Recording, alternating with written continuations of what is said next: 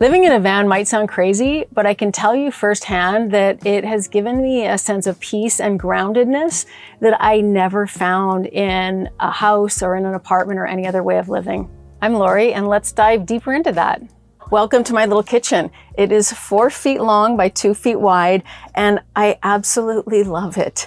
I came from sort of larger award-winning chef's kitchens, and I don't know, there was something overwhelming for me about that. It's almost like when I'd open up the drawers and the cupboards and see the multiple sizes of pots and pans, it's like, I should be using all that. I should be throwing these huge parties. I don't know. It was overwhelming. So I have one large pot, one large pan. I've got a few knives, the very bare minimal things that I use. When I open up my drawers, I just feel peace. And I love this pared down kitchen, and I use every inch of it. In terms of appliances, I have, well, 4, including the fridge. I have a cooktop, toaster, and the NutriBullet. It's all I use, love it. I do have a Ninja air fryer toaster oven that I kind of pop in and out depending on the length of the trip I'm gonna do in this van, but for now, this is all I brought, so works great. Having just one burner hasn't made a difference for me because I love doing one pan type of meals, frying up vegetables, throwing in some protein, whatever like that. Simple, done. And often, I actually eat out of the same pan because it's just less dishes. The choice of an electric cooktop as opposed to a propane or butane, I just don't like the ideas of those gases in the van. They kind of scare me, and maybe the off-gassing, I don't know. I just like the electric. And because my solar system and my battery system are so robust, it's not a problem using this electricity. I have a 3,000 watt inverter, and what that does is it takes the power from my batteries and turns it into 110 volts, so you can just plug anything in that you'd use in a normal house. So love it. Easy, small, efficient, and I've got everything I need with that. Prepping in this small kitchen is super easy. They talk about like 3-point kitchens, and this is literally a 1-pointer. So everything I have is super accessible. There's very few things that I can't do in this kitchen that I can do at home. So it's all I need. This is an Isotherm marine fridge. It is a 3 cubic foot fridge and freezer combination. So I can go for 2 weeks in this fridge. Absolutely perfectly. It is deep and it's been awesome. Actually, they installed a Dometic fridge in this van. And not only was it not a great setup, it was so loud. This Isotherm, it is silent. So love it. Well, there's a lot of sinks you could go with in a van, and I chose, it's a fairly large size and undermount as opposed to overmount. I found that the overmount one, you're just putting crumbs and it would just get caught in the creases. So this you can wipe easily, goes inside the sink, and when you don't want to look at if there is mess in there, you can just close it up. I have a water filtration system, which is great for drinking water, gooseneck, to be able to wash feet outside if you're sandy day at the beach. Yeah, it's a great system. It's big enough to wash Tessa. I know some people think that's gross, but I do disinfect it after I wash her, so I like a big sink. I love the efficiency of my under sink cupboard area. Cleaning supplies, everything I need under there, laundry, etc. Here is garbage, and I just love this. All my little things that I need tucked away. And one of the reasons why I chose to actually go under the chassis gray water system, rather than a lot of people have their gray water, they just have 2 or 3 or 5 gallon containers underneath here, and it just goes right down, is you then lose all of this storage. And so very convenient to just have easy. When you go from a home to a tiny, you don't want to be, or at least I didn't want to be rigmaroling around with a lot of those inconveniences, let's say. So I just love this area. Well, after living in a van for way more years than I ever anticipated, I have dialed this kitchen in to the most efficient and effective setup, storage, implements, everything that I need, and I love it. I'm happy that I'm a shrimp at only 5'6" because it allows me to sleep east-west, and Boho builders, they create a inset, which allows actually a full-size mattress with only 2 inches chopped off the bottom. One little change I made after living in this van for a number of months is the mattress height. I was just feeling a little bit too like touchy on the heady. And so I got a 4-inch, which I was a little nervous that that would be comfortable or not, but it's actually great. And the added room above my head it was worth the little change. One question I get a lot, why so few windows in the van? People think they want to have all the windows. Super purposeful for a number of reasons. One, safety, just the fewer windows. I don't know, I just feel safer. Sound attenuation as well as heat and cold. The more windows, you don't retain what you want to retain. Obviously cool in the summer and heat in the winter. The other thing is I really believe humans were made we are cave dwellers. Like we feel safe in small places. And I have the best sleeps in this little cave than in any sort of big, huge room that I've ever slept in. So few windows, very purposeful, and it was the right call for me. So another design decision to make is whether you would like a fixed bed or a convertible bed. With my lifestyle, it didn't make any sense to have another configuration other than a fixed bed.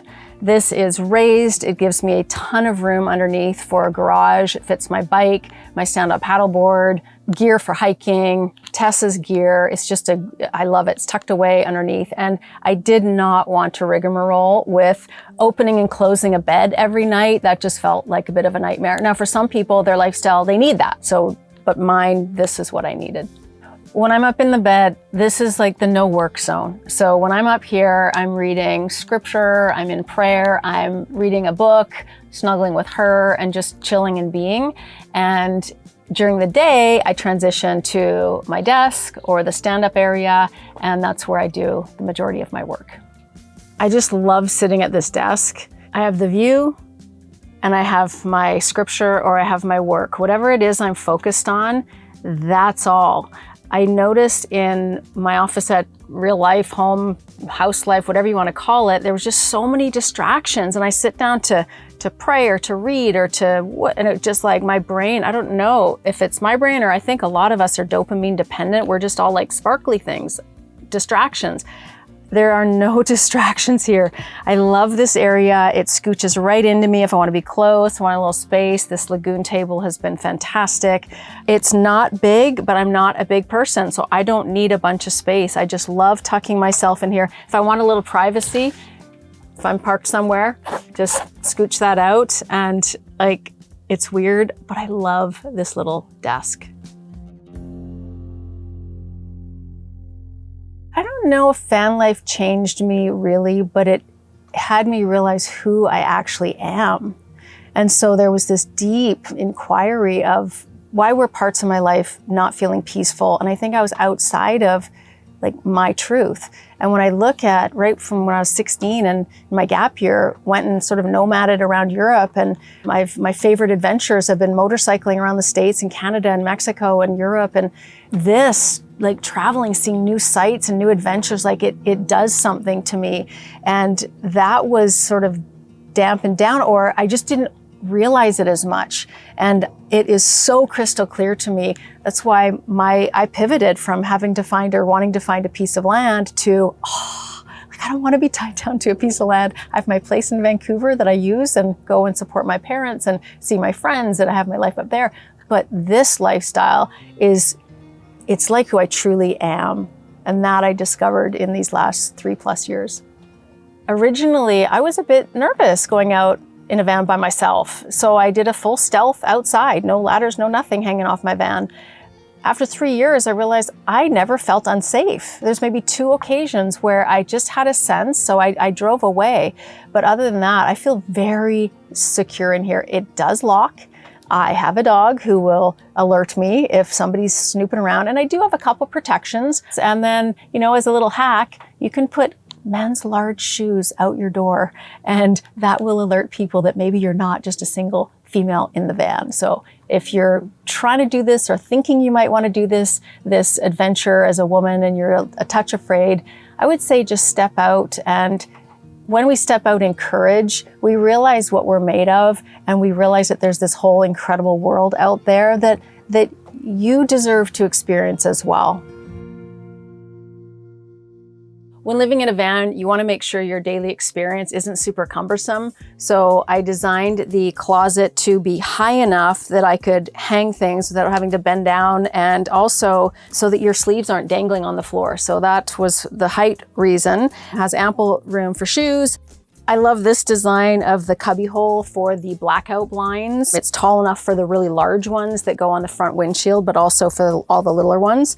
A lot of people have to shove them sort of up there and lose all the storage from above your headliner. So I got the White Top Adventure headliner shelf, and it's been fantastic. Lots more storage. And it also gives me the ability to use curtains instead of actually having to black out the front of the cab. And the mirror is for maximizing views, as well as it just makes the place feel bigger. Let's face it, mirrors do that. Originally, I had this bank of drawers on the right-hand side, but last minute I switched it. I thought I better use this more as like a bedside table. And it turned out to be an awesome switch, because at the very end of this whole process, I asked Boho, who are the van builders, am I missing anything? Like, you guys are pros, what am I missing? And they said, the one thing we recommend is you put a little step on this bottom drawer to easily access the bed. So it was a great switch from there to here, and then boom, we got this little bonus step. Let's talk toilets and bathrooms. So I have had the black tanks, I've had cassette toilets, I've had compost toilets. I've used all of those things. And for this build, I just didn't want any of it. In a small space, I just did not like the idea of having any funkiness in this. This is my kitchen, this is my bedroom, this is my office. And no matter how well you maintain some of the other systems, I just found that there was always a little funkiness. So I have a very strange satisfaction with being able to just pee in a mason jar or a coffee can or something like that, and put the lid on, and when it's convenient, I go and I pour it out somewhere. And then for the other, once a day, there's cafes, restaurants, rest stops, I'm at the gym, and if I am out in nature, you have a shovel, and you make sure that you leave no trace. This is responsibly done. And really, if we think about it, we did not have plumbing till about 150 years ago. So for millennia, human beings found a way to do their business. Humans are the only species that figure we need all these other accoutrements to do our business. And really, if we get creative, we don't need all that stuff. And I love that none of it is in my van. So the other component of a bathroom is obviously the shower. I've had fixed showers, I've had convertible showers, and neither worked for me. So in this one, I chose something different. I way prefer this outdoor setup. I love being in nature, and there's something freeing about showering outside. So this has been great. And it's mounted purposefully very low, because when you spend all the energy and time, which these do, heating up the water, and you're outside with a low flow shower head, it's kind of a fine mist. And so what I found on my first one, which was mounted higher, is by the time it hit my body, it was cold. So this one's mounted literally head height. And then when I'm in a city, I've Planet Fitness, I go to different gyms. When I'm in the country, I'm bathing in a river or in a lake, and also sponge bathing in the bath. So with all of those options, you can keep very clean living tiny. The reason why I did the higher fixed bed is so I could have a ton of room in my garage. So this is where on the right-hand side, I keep my 24-gallon water tank, 6-gallon hot water tank, and a lot of storage for bikes, paddle boards, all the fun things. And then on the left-hand side of the garage is my full energy bank. When I first started living in a van, I thought that 300 watts of solar would be sufficient to juice the 400 amp hour of lithium batteries. But there was a few too many times where it just wasn't. So with this one, I went with 400 watt solar on the roof to juice those batteries. And I've also got this inverter, which allows me to use all of the appliances in the van. It converts the power from these batteries to the 110 volt. Whereas a lot of the systems in there are running off the 12 volt, which just goes right to the batteries. So that's been working really well. The other way that these batteries are charged is a DC to DC inverter. And that just happens when you're driving the van. It juices the lithium batteries. One of the things I wanted to make sure is that I had enough power to be able to go off grid for at least a few weeks. And actually a few weeks is, if you have enough power to go for a few weeks, you have enough power to go forever kind of thing, because if you've got the solar, of course. And this system is more robust than I even need it. And that gives me comfort. I can also plug in, there is shore power cable if I ever needed it, but I haven't. So another sort of daily experience I wanted to be convenient was to have all my controls eye level and accessible and all in one place to just keep it sort of minimal looking. This shows me how much water I have. It shows me how my batteries are doing. I can turn on and off my inverter to save energy, as my lights, as well as my hot water tank, my hot water heater. And this little baby is one of my favorites. It's my heating system, which I turn on most mornings when I'm camping in the cold. And it's a diesel heater, so it splices into my diesel tank, and so I don't use any extra power. So when I'm cold and I'm pumping that thing through, there's usually not a lot of solar, so I love that it is splicing into my diesel heater. It's an S-Bar, it's called. They're great. They're from Germany, and they make a great product. One thing I was a little concerned about setting out was, like, am I going to be lonely? And actually, in that first 2 or 3 months before I got things figured out, there was some deep loneliness. Like, there was some, what have I done? I'm in the middle of nowhere by myself, like a real sense of aloneness on the planet. And that was good. That was healing. It was wonderful. No complaints. But then as I got rolling and I discovered, oh man, I can go visit all my friends. I have a lot of friends all over the Western states and a lot of the states, but I've only traveled Western. I can go visit them, be self-contained. And then as well, having a van or having a rig is like having a puppy. When you are out on the side of a park and you have your doors open and you're out reading a book or you're with your dog or whatever you're doing, like, people come and they say hi. It's very social that way. And then, those are short interactions, but then meeting other vanners or other travelers, other nomads, those are longer connections. You'll actually sit and maybe, hey, let's have a happy hour together, or hey, let's go for a hike together. Hey, let's go paddleboard, like that. So you meet a lot of people as you go, and they're like-minded people. So it's actually more lonely as a single person living in a closed apartment or home than living in a van that's open and you're mobile. It was unexpected. Well, thanks for touring my little tiny home with me. I know time is valuable. And if you have any questions, feel free to put them in the comments below. I try to keep up on those. And as well, if you'd like to stay in contact, my website is loriliving.com, and that will be listed below as well. So thanks for visiting.